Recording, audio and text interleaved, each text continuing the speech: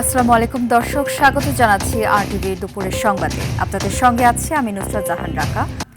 স্বাক্ষরিত জুলাই সনদ বাস্তবায়নে অঙ্গীকারবদ্ধ বিএনপি। তা বাস্তবায়নে সংবিধান সংশোধন কমিটিতে বিরোধী দলকে যোগ দেওয়ার আহ্বান জানিয়েছেন বিএনপি মহাসচিব মির্জা ফখরুল ইসলাম আলমগীর। দুপুরে রাজধানীর ইঞ্জিনিয়ার্স ইনস্টিটিউশনে ন্যাশনাল এডিটর কাউন্সিল আয়োজিত জুলাই শহীদ সাংবাদিক সম্মাননা অনুষ্ঠানে এই আহ্বান জানান তিনি।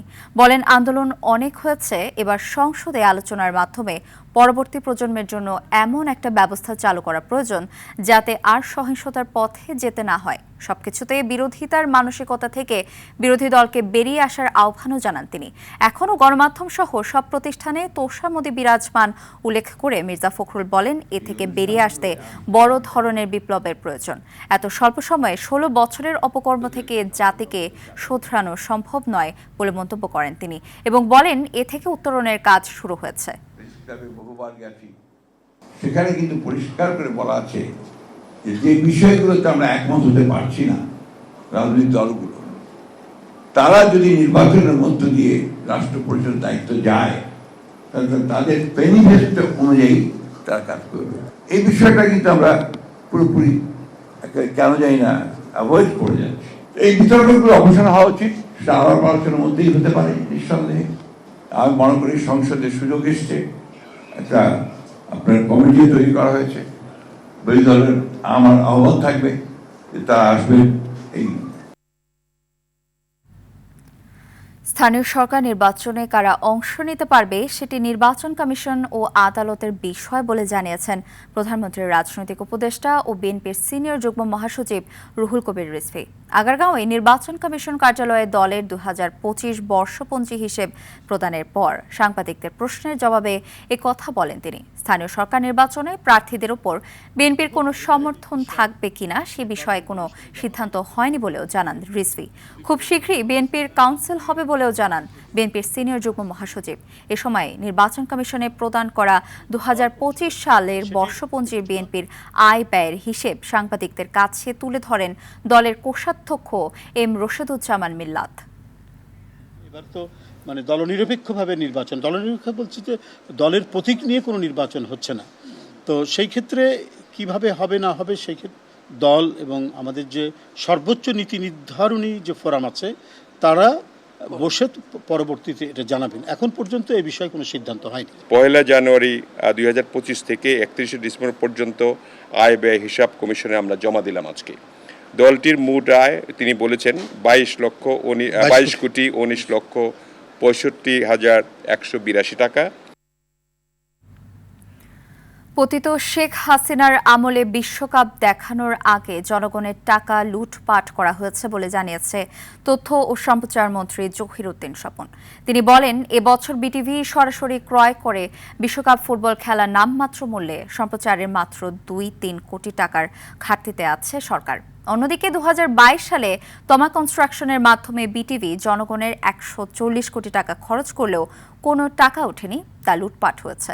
সচিবালয়ে বিশ্বকাপ ফুটবল খেলার সম্প্রচার নিয়ে সংবাদ সম্মেলনে এসব কথা বলেন তথ্যমন্ত্রী। বলেন, 2022 সালের ফুটবল খেলার সম্প্রচারের নামে তমা কনস্ট্রাকশন কোম্পানি দুর্নীতির বিষয়ে বিভাগীয় তদন্ত চলছে।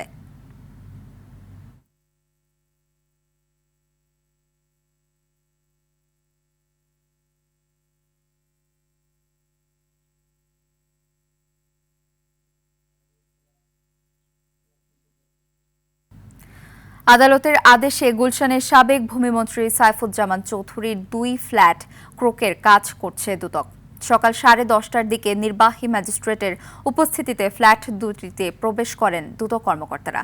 তাদের সঙ্গে পুলিশ সদস্যরাও রয়েছেন। দুদকের জনসংযোগ কর্মকর্তা জানান, আদালতের অনুমতি নিয়ে দুদকের উপপরিচালক মশিউর রহমানের নেতৃত্বে একটি যৌথ দল নির্বাহী ম্যাজিস্ট্রেটের উপস্থিতিতে সাবেক ভূমিমন্ত্রী সাইফুজ্জামানের 2টি ফ্ল্যাটে মালামালের ইনভেন্টরি তৈরির কাজ করছে। গুলশানের 66 নম্বর সড়কের নর্থ ওয়েস্ট বি ব্লকের 11 নম্বর প্লটে এই 7 নম্বর ফ্ল্যাটের আয়তন 3,747 বর্গফুট আর B7 নম্বর ফ্ল্যাটের আয়তন 3,832 বর্গফুট। তবে ফ্ল্যাট দুটি তালাবদ্ধ থাকায় রিসিভার সেখানে প্রবেশ করতে পারছিলেন না। দুদকের আবেদনের পর আদালত অভিযোগ সংশ্লিষ্ট ব্যক্তির অনুপস্থিতিতেও বাধাহীনভাবে ফ্ল্যাটে প্রবেশ করে এবং ভেতরে থাকা মালামালের তালিকা করার অনুমতি দেয়।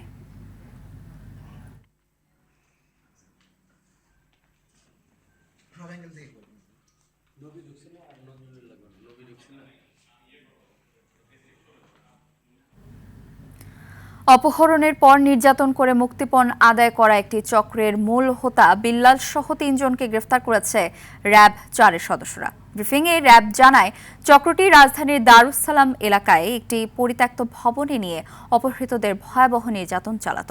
শনিবার রাতে সেখানে অভিযান চালিয়ে তাদের গ্রেফতার করা হয়। সাকিবুর রহমানের রিপোর্টে দেখুন বিস্তারিত।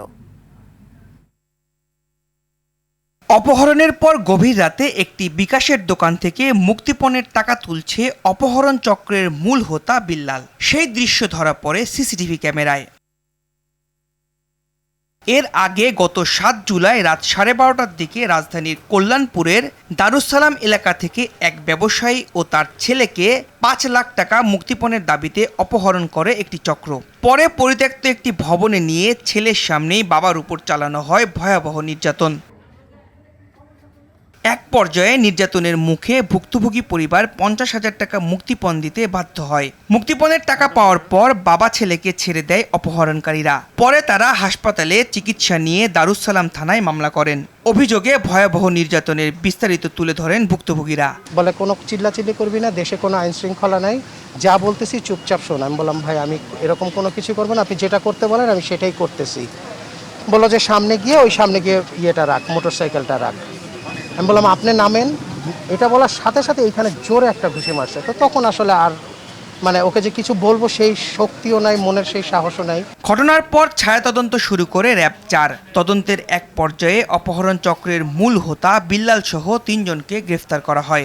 রোববার র্যাব 4 কার্যালয়ে আয়োজিত সংবাদ সম্মেলনে সংস্থাটি জানায়, বিভিন্ন পেশার আড়ালে দীর্ঘদিন ধরে অপহরণ ও মুক্তিপণ আদায় করে আসছিল চক্রটি। প্রচুর পরিমাণে আমরা সিসিটিভি ফুটেজ, বিভিন্ন ধরনের তথ্য প্রযুক্তি, গোয়েন্দা তথ্য সংগ্রহ এবং বিশ্লেষণ করি এবং এক পর্যায়ে আমরা নিশ্চিত হই আসামিদের অবস্থান, যে তারা দারুস সালাম সহ রাজধানীর আশেপাশে এলাকায় অবস্থান করতেছে।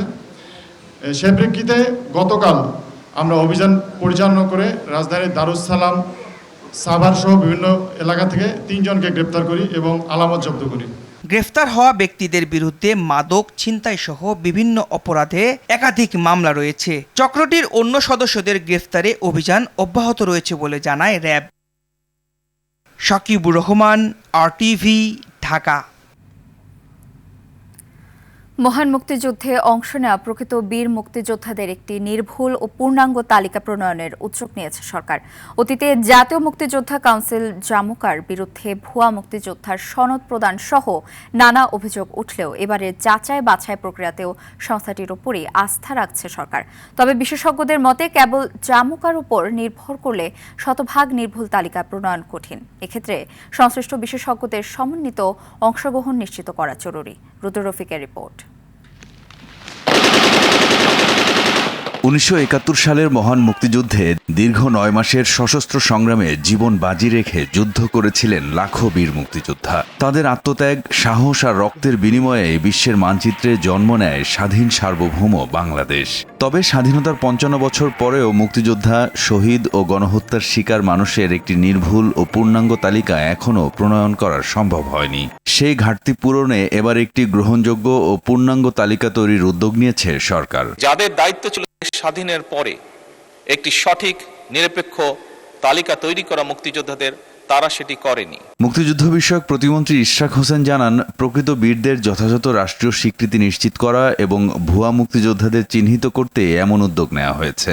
অসংখ্য অমুক্তিযোদ্ধাদেরকে অন্তর্ভুক্ত করা হয়েছে। বিগত আওয়ামী লীগ সরকারের সময় বিশেষ করে এখানে আপনার অর্থের বিনিময় এবং বিভিন্ন রাজনৈতিক পরিচয়ধারী ব্যক্তিদেরকে এখানে মুক্তিযোদ্ধার তালিকায় অন্তর্ভুক্ত করা হয়। প্রকৃত মুক্তিযোদ্ধাদেরকেই যাতে আমরা মুক্তিযোদ্ধার তালিকায় চিহ্নিত করতে পারি, সেই উদ্যোগটি নেওয়া হয়েছে। অর্থের বিনিময়ে ভুয়া মুক্তিযোদ্ধাদের সনদ প্রদান সহ নানা অভিযোগ খোদ জাতীয় মুক্তিযোদ্ধা কাউন্সিল জামুকার বিরুদ্ধে। নতুন করে যাচাই বাছাই প্রক্রিয়া স্বচ্ছ রাখতে সংস্থাটিকে পুনর্গঠন করার চিন্তা করছে সরকার। অ্যাবসলিউটলি জামুকারই করতে হবে। এখানে জামুকা ছাড়া তো আপনার একটা যে কোনো বডির মাধ্যমে এটাকে করতে হবে। এই প্রক্রিয়াটা যদি সঠিকভাবে করা হতো তাহলে আমি মনে করি কোনোদিনও মানে এই আজকের এই পর্যায়ে আমরা এসে পৌঁছাতাম না। এখানে জাতীয় মুক্তিযোদ্ধা কাউন্সিলের ভেতরেই গলদ ছিল। যে উদ্যোগগুলো নিচ্ছি তার মধ্যে রয়েছে যে আমরা জামুকাকে পুনর্গঠন করা হবে।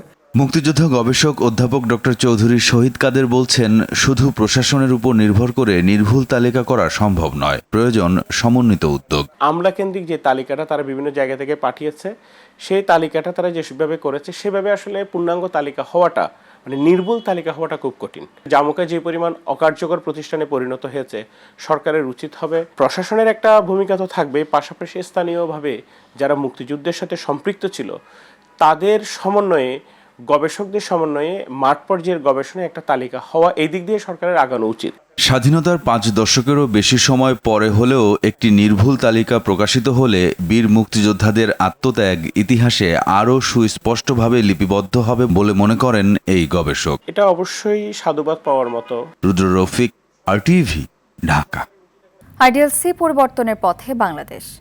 দেশের অর্থনীতিকে আরও গতিশীল ও টেকসই করতে দীর্ঘমেয়াদী পরিকল্পনা হাতে নেওয়া হয়েছে। প্রস্তাবিত 5 বছর মেয়াদী কৌশলগত কাঠামোর আওতায় 2030 সালের মধ্যে প্রকৃত জিডিপি প্রবৃদ্ধি 8% উন্নীত করার লক্ষ্য নির্ধারণ করা হয়েছে। মূল্যস্ফীতি সহনীয় পর্যায়ে নামিয়ে আনা এবং দেশি বিদেশি বিনিয়োগের জন্য অনুকূল পরিবেশ তৈরি করা হবে।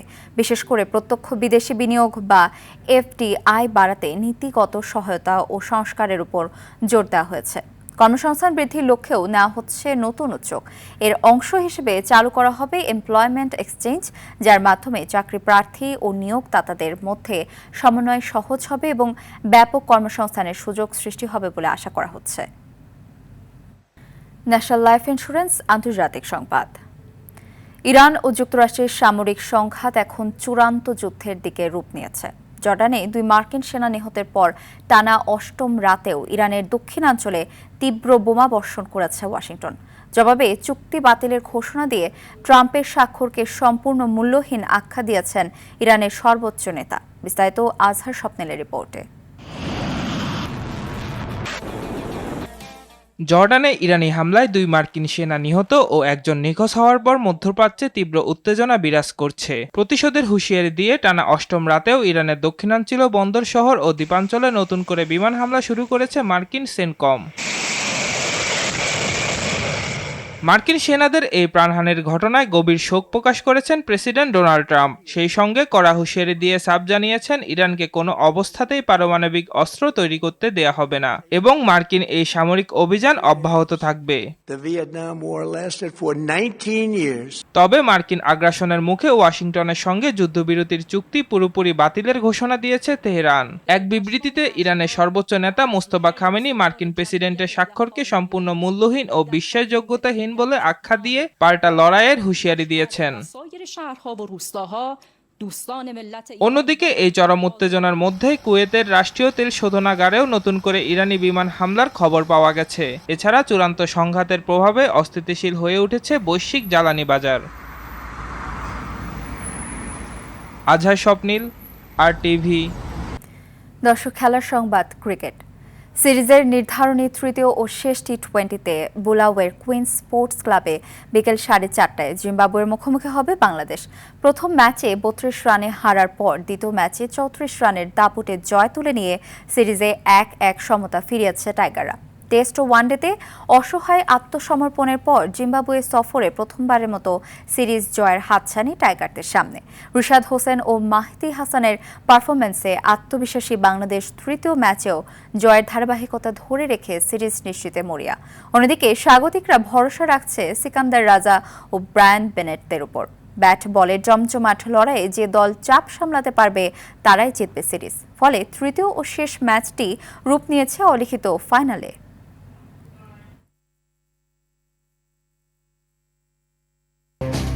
দুপুরের সংবাদ এ পর্যন্তই। জেলা সংবাদ বিকেল 4:05টায় দেখার আমন্ত্রণ রইল। ধন্যবাদ সবাই।